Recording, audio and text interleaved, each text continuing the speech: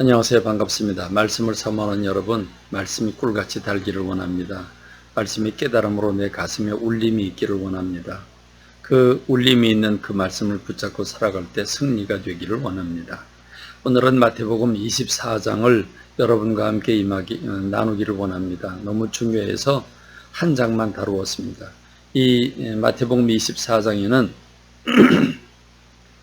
두 가지의 내용이 들어 있습니다. 하나는 예루살렘 성전과 성벽이 언제 무너질 것인가 하는 것과 세상 끝에 주님이 재림하실 때 세상 끝에는 언제이고 어떤 일이 일어날 것인가에 대해서 말씀하고 있습니다. 이것은 예수님께서 성전에서 나오실 때 제자들이 성전을 가리키면서 예수님, 저 성전이 어마어마하지 않습니까? 굉장합니다 라고 뿌듯해하고 있는 그런 모습입니다. 그런 모습에 예수님께서는 정반대로 내가 진실로 너에게 이르노니 저 예루살렘 성전이 돌 하나도 돌 위에 남기지 않고 다 무너진다 라고 말씀을 해주셨습니다. 제자들이 그 얘기를 듣고 충격이죠. 저 수십 년에 걸쳐서 어마어마한 그 성벽에 그 돌 하나만 해도 집채만한 그런 돌인데 엄청나게 지은 저 성벽과 성전이 무너진다고 하니까 여러분 기가 막힌 겁니다. 어이가 없는 겁니다. 그래서 예수님께 저녁에 조용히 와서 예수님께 묻습니다. 예수님, 언제 그런 일이 일어나죠? 그리고 세상 끝에 주님이 재림하실 때는 언제 어떻게 그런 일이 일어나지요? 라고 조용히 묻습니다. 예수님께서는 그 두 가지 질문을 받으시고 말씀해 주시지요. 유대인들은 이 성전이 파괴되고 성벽이 파괴되는 일이 곧 있을 것을 말씀해 줍니다.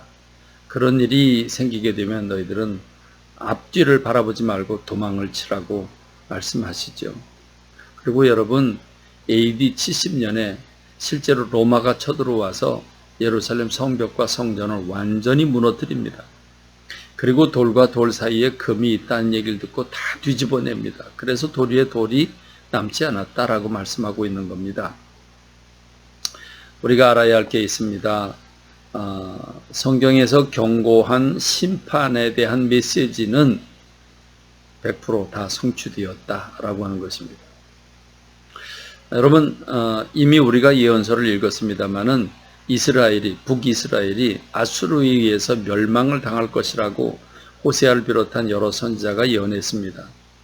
그리고 남방 유다는 저 북방 이 바벨론에 의해서 멸망당할 것을 말씀했습니다. 뭐 한두 해 한 게 아니죠. 그리고 이방 나라들도 마찬가지입니다. 아수르는 어떻게 될 것인가, 바벨론은 어떻게 될 것인가, 이집트는 에돔과 모압과 암몬 이런 나라들은 어떻게 될 것인가, 여러 선지자들을 통해서 다 선포했는데 말씀대로 다 실행되었습니다. 북이스라엘이 멸망했고 남방 유다가 포로로 다 끌려갔고 그리고 아수르도 멸망했고 바벨론도 지구상에서 사라졌습니다. 그러나 이집트는 살아남게 되고 미약하게 된다고 그랬는데 지금 전 세계 국가들 가운데 이집트는 아주 미약한 국가가 되었습니다. 이집트 백성들은 중동의 다른 나라들에게 팔려가 돈벌이를 하고 있는데 정말 비참하게 돈벌이를 하고 있습니다. 다시 말하면 예수님이 하신 모든 말씀이 다 성취되었는데 딱 한 가지가 남아 있습니다. 예수님의 재림이십니다. 세상 끝에는 어떤 일이 일어날 것인가, 예수님이 재림하실 때는 어떤 일이 일어날 것인가를 묻고 있죠. 예수님께서는 분명하게 대답을 해주십니다. 민족 간의 분쟁이 있을 것이다. 곳곳에 기근과 지진이 있을 것이고, 다시 말해서 자연재해가 임할 것이고, 그것은 재난의 시작일 뿐이다. 믿는 자들에게 대한 핍박이 일어날 것이고, 거짓 선지자들이 출현하고 불법이 성행하고 사랑이 식어질 것에 대해서 말씀을 하십니다. 이런 모습들을 생각해 보면 우리가 여기에 보충 설명을 하지 않아도 너무도 분명하게 예수님의 재림이 가까웠다고 하는 것을 느낄 수 있습니다. 예수님은 두 가지의 징조를 더 보여주셨는데 하나는 무화과 나무입니다. 무화과 나무가 가지가 연해지고 잎사귀를 만들어내면 주님이 문 앞이 이른 줄 알아라 그랬습니다. 이 무화과 저주 사건 아시죠? 예수님이 시장하셔서 열매가 없을 때 무화과나무 저주한 것은 이스라엘을 생각하셨기 때문이라고 했습니다. 그 불순종하고 복음을 받아들이지 않는 이스라엘 생각하고 무화과나무를 저주하셨는데, 무화과나무는 이스라엘을 상징합니다. 무화과나무가 가지가 연해진다는 것은 겨울에 죽었던 무화과나무가, 죽었던 것처럼 보이는 무화과나무가 봄에 물을 받아서 다시 살아나듯이 2000년 동안 나라 없이 디아스포라가 돼서 여기저기 흩어져 살던 유대인들이 나라를 회복할 것을 말씀하고 있죠. 이것은 1948년에 성취되었습니다. 300명이 비행기를 몰고 비행기를 타고 옴으로써 이스라엘이 공식 국가로 인정을 받게 됐고, 오늘날과 같은 이스라엘로 자리매김하게 된 것입니다. 그러므로 여러분, 1900년 동안 나라가 없어졌는데 어떻게 다시 생기겠습니까? 하나님 아니시고는 이런 일이 일어날 수가 없는 거죠. 무화과나무가 죽은 줄 알았는데 가지가 연해지고 잎사귀를 냈습니다. 주님의 문 앞에 이르렀다고 말씀하고 계시죠. 또 하나는 노아의 때와 같이 먹고 마시고 시집가고 장가가는 일이 있을 것이다 말씀하고 있습니다. 하나님은 노아의 때 사람들에게 120년이라고 하는 기간을, 회개의 기간을 주었지만 그들은 조롱하면서 받아들이지 않아서 한 사람도 구원받지 못하고 노아의 8 식구만 구원받았습니다.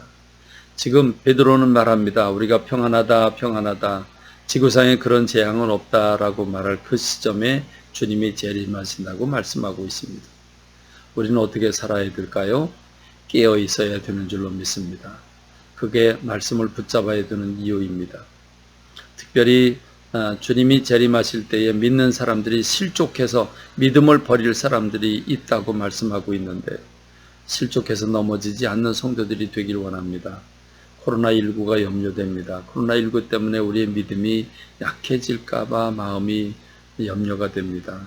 여러분, 예수님의 재림은 분명히 있습니다. 이 성취 하나만 남겨놓고 있습니다. 분명히 이루어질 것입니다. 이걸 생각하고 깨어있는 저와 여러분 되기를 간절히 소망합니다. 말씀을 맺습니다. 감사합니다.